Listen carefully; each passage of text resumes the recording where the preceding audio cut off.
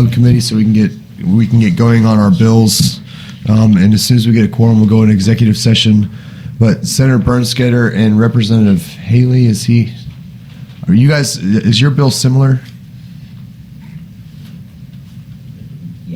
They are. Do you all, because we have a short time period, do you all want to just go together and present the bills together, and we'll hear them both at the same time?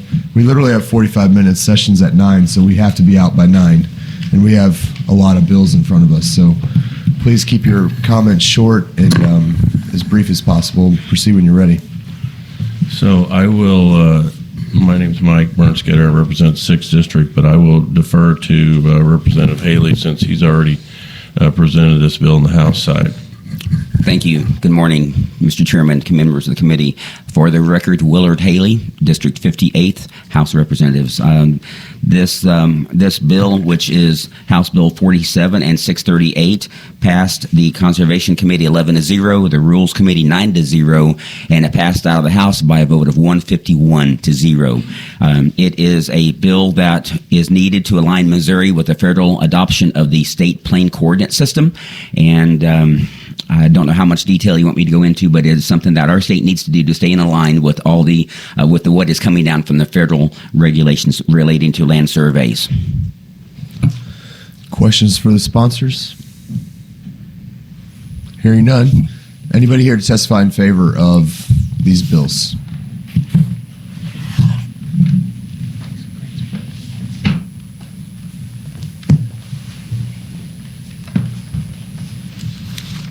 Chairman and members of the committee, my name is Danielle High with the Missouri Department of Agriculture. I'd like to go on record in support of Senate Bill 403 and House Bill 47.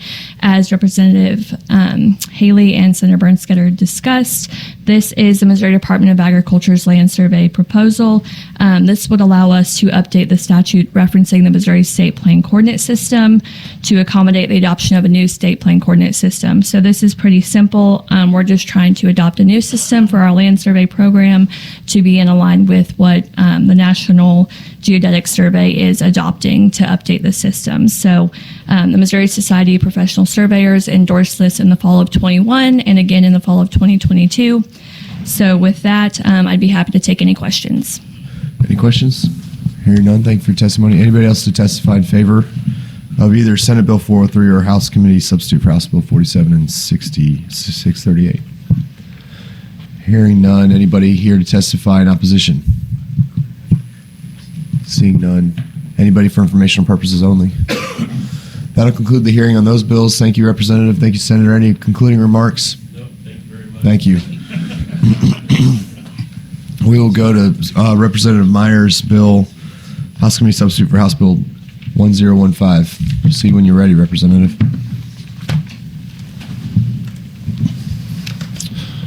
Good morning, Mr. Chairman, Senator. My name is Jeff Meyers, and for the record, it's Meyers. I represent District 42, House of Representatives.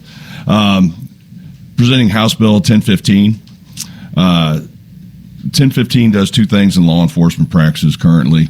It allows the chief law enforcement executive to request assistance from another jurisdiction, and this would allow assistance to come from out of state if deemed necessary. And then the bill, it covers the different things in there as far as arrest powers, how those are handled, and any of the other employment-related matters still attached to the agency that's sent. If you look at the World Cup coming up in 2026, I believe, in the Kansas City area, this would allow those agencies to be able to bring in manpower to assist. Second part of that has to do with emergency vehicle operations. It's basically a technical fix to a little bit of what goes on currently, and puts it within the purview of statute. Allows for collection of evidence for speed violations, responding to alarms in progress, and surveillance of suspect vehicles. And with that, I'll entertain any questions. We're definitely never spelling your name right now. So, any questions for the representative? Hearing none. I guess we're very. Thank you, Representative, for bringing your bill to us. Any questions? Seeing none. Anybody here to testify in favor? Proceed when you're ready. You can stay there or you can move, whatever you want to do.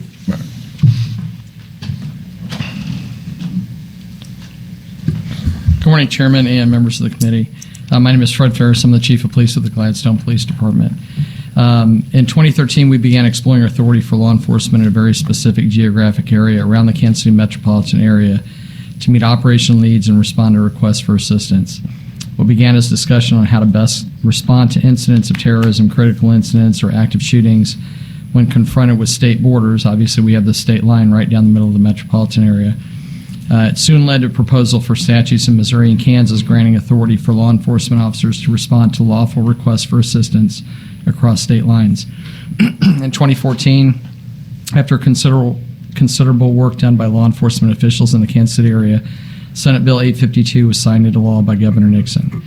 Missouri Statute 44.095 went into effect, establishing a law enforcement mutual aid region in the Kansas City metropolitan area.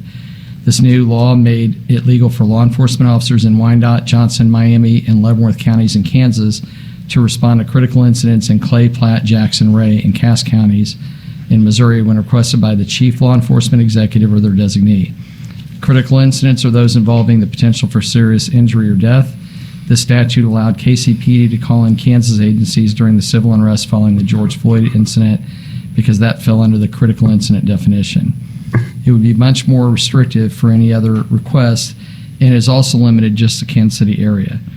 This amendment would expand that power statewide and would open it up to any request for assistance by the chief law enforcement executive, that'd be the chief of police or the sheriff, or their designee, removing the critical incident requirement. Under this proposed amendment, a police chief, sheriff, or their designee would be able to call in assistance from another law enforcement agency outside of Missouri, not just the Kansas City neighboring counties in Kansas, making this a valuable tool to agencies across the state. The upcoming NFL Draft, 2026 FIFA World Cup are just two examples of very large-scale events that will require vastly more officers than Kansas City may have available. Passing this amendment would give the police chief the ability to request resources from across state lines. Complex investigations requiring specialized tools or resources would be bolstered by this ability. Following the passage of 44.095 in 2014, the state of Kansas took up the issue and saw the value in expanding their law throughout the state and removing that critical incident designation. The bill before you mirrors the language from Kansas statute that passed and was signed by Governor Brownback. In a time when police and sheriff's departments are struggling with staffing levels, we are also confronting situations unimaginable 20 years ago that require greater resources. Resources, manpower, and equipment from outside jurisdictions are critical to adequate and timely response to these situations. In nearly a decade since the adoption of the Missouri statute, the scope and authority for requests spelled out in the law have ensured that it was used appropriately. The amendment to 44.095 in this bill would only strengthen the resources and capabilities throughout Missouri law enforcement by granting the authority to request with the chief law enforcement officials in our state or their designees. Thank you for your time, and be happy to answer any questions or clear up any concerns. Any questions for this witness? Hearing none, thank you for your testimony. Anybody else here to testify in favor of the bill? Anybody here to testify in opposition of the bill? Anybody for informational purposes only? Hearing none, that'll conclude the hearing on House Committee Substitute for House Bill 1015. Thank you, Representative, and thanks for letting us have a laugh at your expense. Sure we'll do many more. We're going to take the roll, then go ahead and call the roll. Senators Fitzwater, Brown, Bean, Eigel, Razor, Schroer, Williams. Quorum being established, we're going to go to executive session. Do I have a second on executive session? A second. All those in favor say aye. All those opposed, no. The ayes appear to have it. The ayes do have it.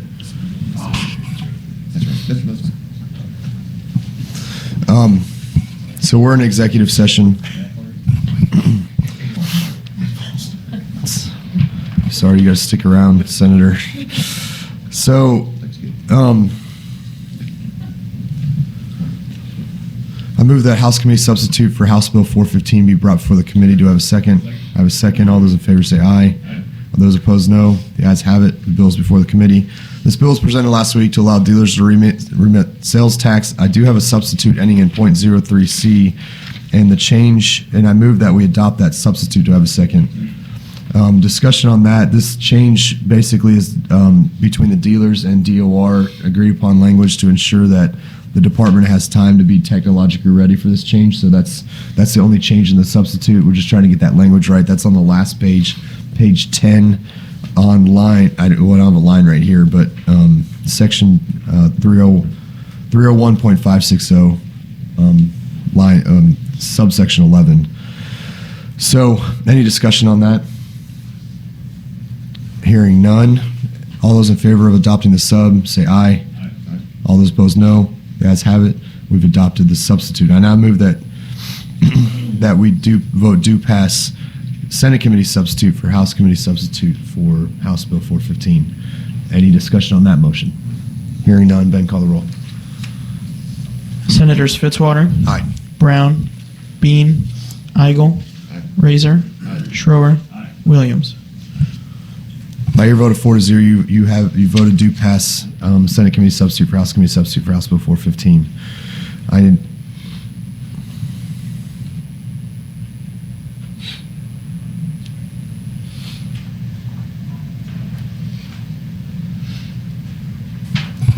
I move that House Bill 70 be brought before the committee. Do I have a second?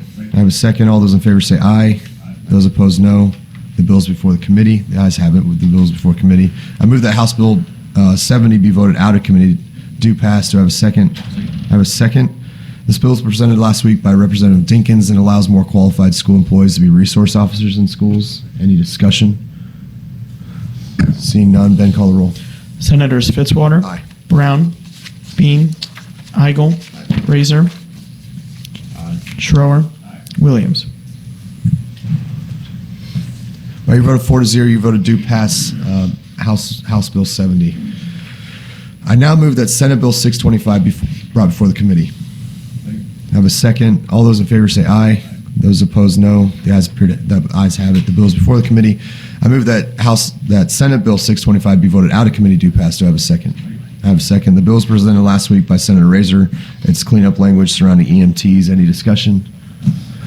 Seeing none, Ben, call the roll. Senators Fitzwater, Aye. Brown, Bean, Eigel, Razor, Schroer, Williams. By your vote of 4-0, you have voted do pass Senate Bill 625. That'll conclude any executive session stuff for this week. So we'll move out of executive session. Thank you, committee, for that. And we will go back to the hearing. We'll take on Representative Schwadron's bill, House Bill 94. Proceed when you're ready, Representative.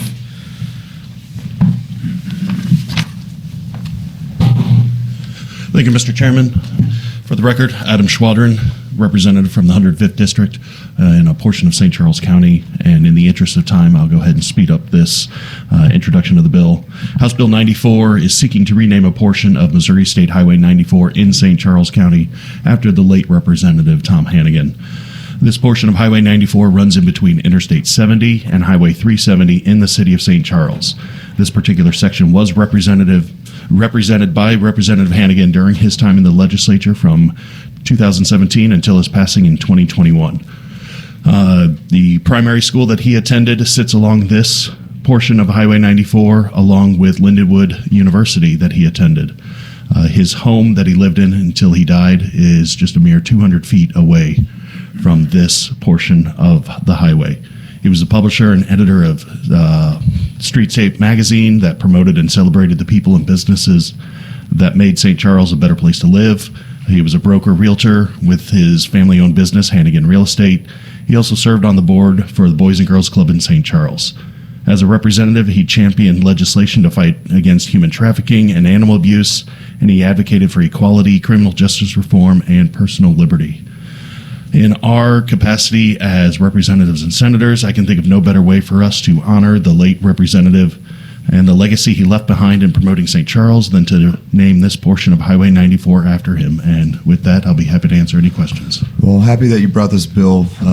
Got to serve with him in the House, and he was always very kind, and we had a very, very good relationship, and I always appreciated how reasonable he was. Any questions for this? Chrissy?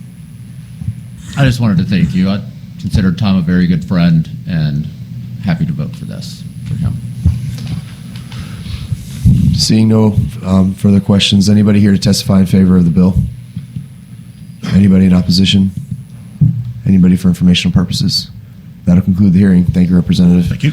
We're going to go to Senator Schroer's Senate Bill 560. Senator, proceed when you're ready.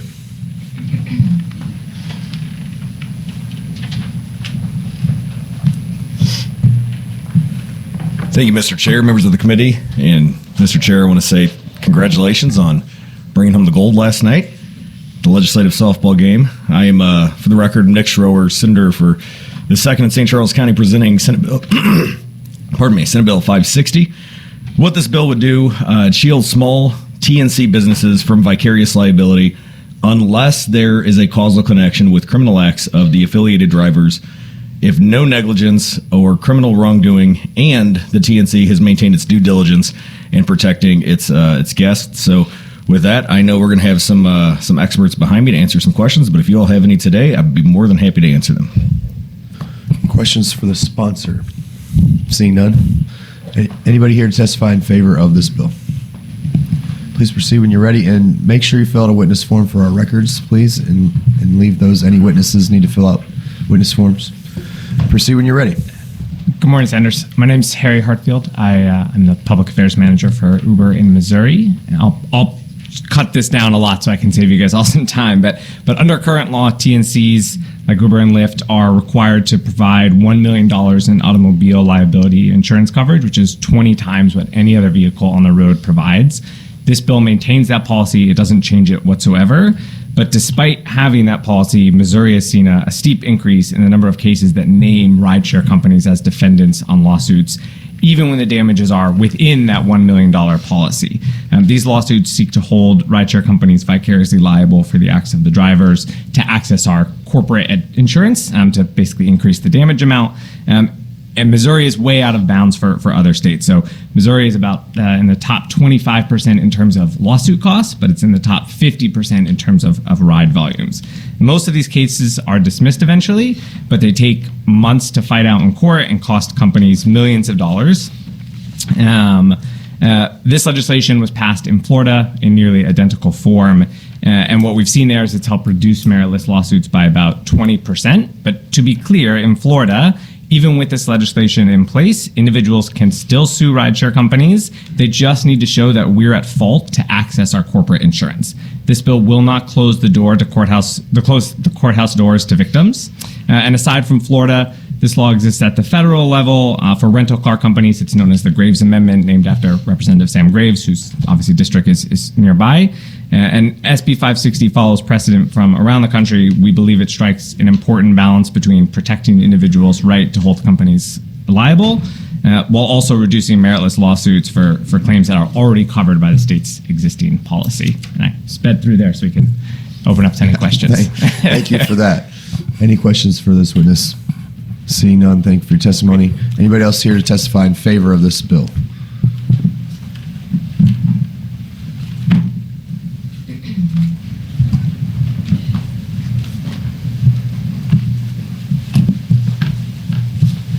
Good morning, Mr. Chair, members of the committee. Brandon Koch, representing Missouri Insurance Coalition, just to go on record in support of the bill.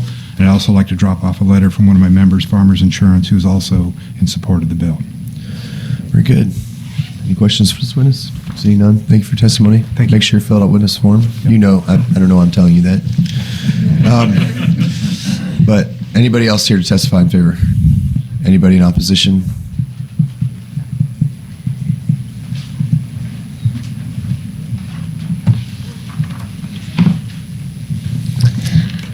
Good morning, Sharon Gowie-Jones here on behalf of the Missouri Association of Trial Attorneys. We obviously think that people should be held accountable when they cause injuries. I know I personally am very hesitant to use these services because their background checks are not as thorough as they are for taxis, which was an agreement that was reached when we first allowed them to be licensed in the state of Missouri. So we think there's probably a way to strike that balance and are committed to working with the senator to try to find that. But as the language currently stands, we are in opposition. Questions, Ms. Witness? Seeing none, thank you for your testimony. Thank you. Anybody else here testify in opposition? Anybody for informational purposes only? That'll conclude the hearing on Senate Bill 560. Any concluding remarks, Senator? We'll now go to Representative Veets, House Bill 81. Representative, proceed when you're ready on that bill.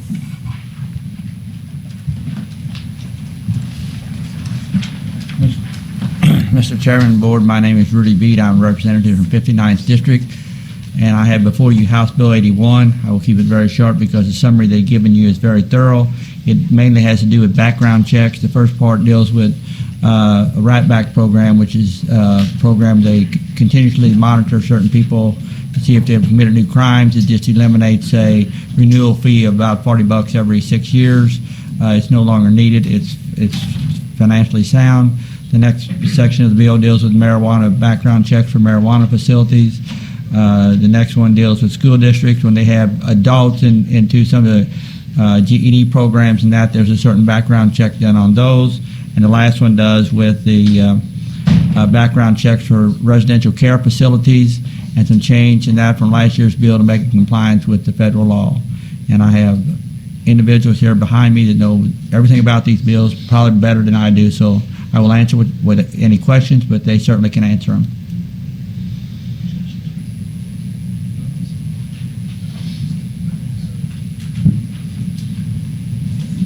Any questions for the representative? Seeing none. Anybody here to testify in favor of this bill?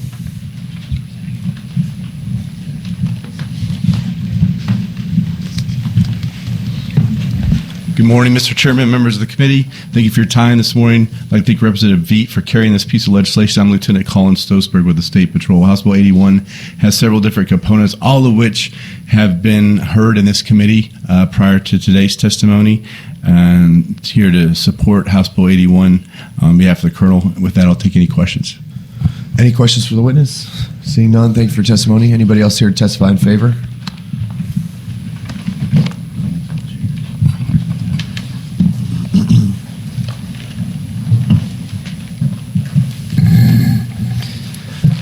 Thank you, members of the committee. My name is Ben Terrell. I am the Legislative Director for the Department of Health and Senior Services. Just wanted to go on the record in support of the provisions relating to marijuana background checks for facilities.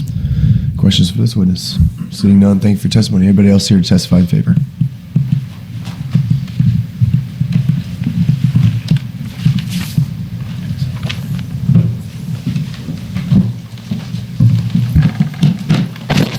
Morning, Tom Robbins from Mocan Trade, very much in support of House Bill 81.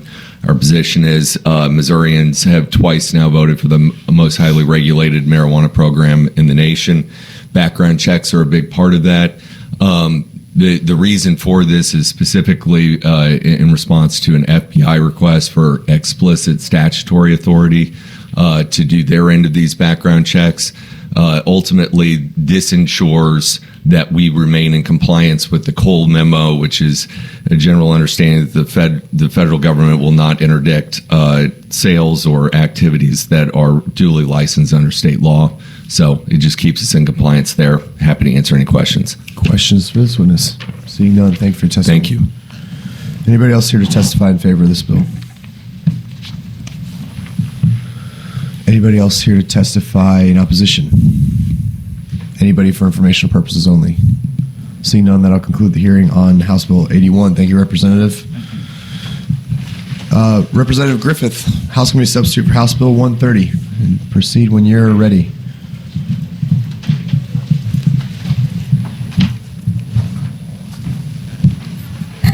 Thank you, Mr. Chair, members of the committee. For the record, I'm Representative Dave Griffith. I represent the 60th District right here in Jefferson City. I'm here to present to you House Bill 130. House Bill 130 is identical to Senate Substitute for Senate Bill 139, which is Senator Bean's bill. This recognizes Stars and Stripes Historic Region on the eastern part of Missouri, encompasses most all the counties along the border. And Stars and Stripes magazine has been around since 1861. It's very important if you've ever been in the military. It's really a link to back home. I think many of you have read this bill. It's kept this bill as consent, and the Senate bill is moving through the House. It's on third read right now. So with that, I'll answer any questions. Questions for the sponsor? I think we've heard this bill already, a Senate version of it. So seeing none, anybody here to testify in favor of the bill? Anybody here to testify in opposition to the bill? Anybody for informational purposes? That'll conclude the hearing on that bill. We're going to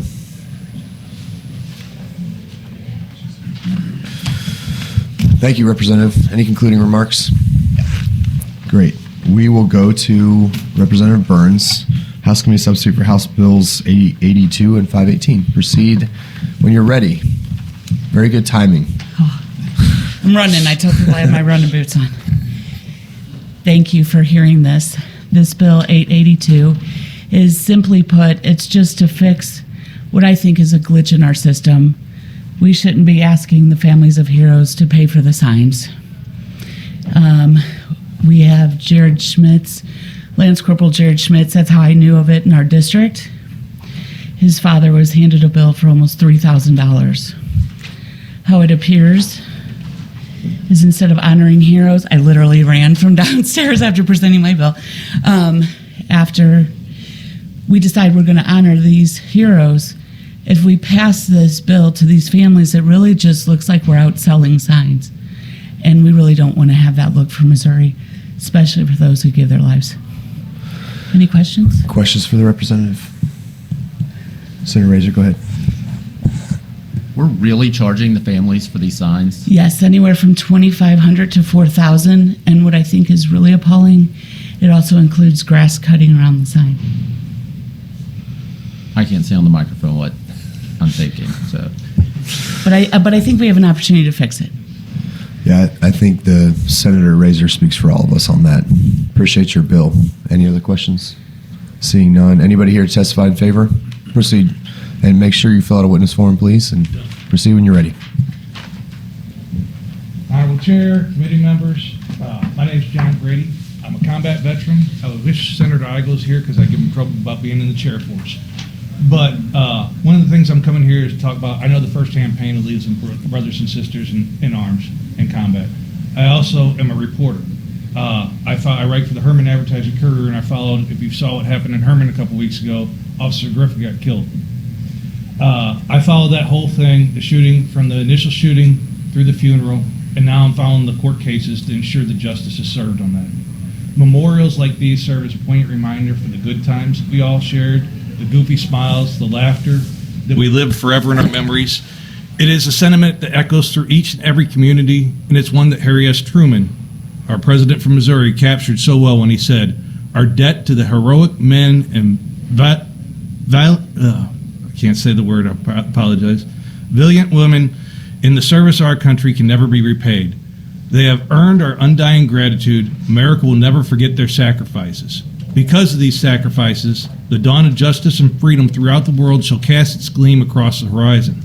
Yet, it seems, unfortunately, here in Missouri, we've forgotten those words.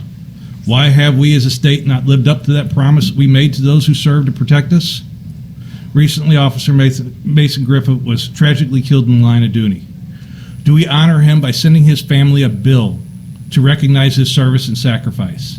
As a reporter, it's disheartening for me to think that I may have to mention that the grieving family, alongside ensuring justice is served, they're going to receive a bill from MoDOT for honoring their husband and father's sacrifice. Truman said it right. Now it's the time for you, senators, to do what is right and just and pass HB 882 unanimously like your counterparts in the House did. HB 82 is a step towards aligning Missouri with the deeply held values that we say we hold. It is a shame that such a bill even had to be written. In the General Assembly that claims to support our troops and first responders, the current situation stands in stark contrast to those assertions. However, the session offers an opportunity to make history by passing HB882 out of committee and adopting it unanimously as the House did. This is just common sense legislation, and it begs the question, why was it not done sooner? Missouri currently ranks 30th in quality of life for veterans across the nation and 32nd for economic environment. With that being said, if we don't pass HB 82, we even further erode the economic environment for veterans. Instead of lifting our veterans up who sacrificed for us, we send them a bill. So I encourage you guys to pass this and pass this out unanimously. I'll leave my statement here. We'll be passing this bill out of this committee. From there, we'll see where it goes. But any questions for this witness? Seeing none, thank you for your testimony. Anybody else here to testify in favor of this bill? Anybody here to testify in opposition? Anybody for informational purposes only? Hearing none. Representative, any concluding remarks? No, thank you for hearing this bill. Glad to do it. That'll conclude the hearing on that bill, and it's all of them. Somehow we got through all that stuff. So the Committee on Transportation, Infrastructure, and Public Safety is adjourned.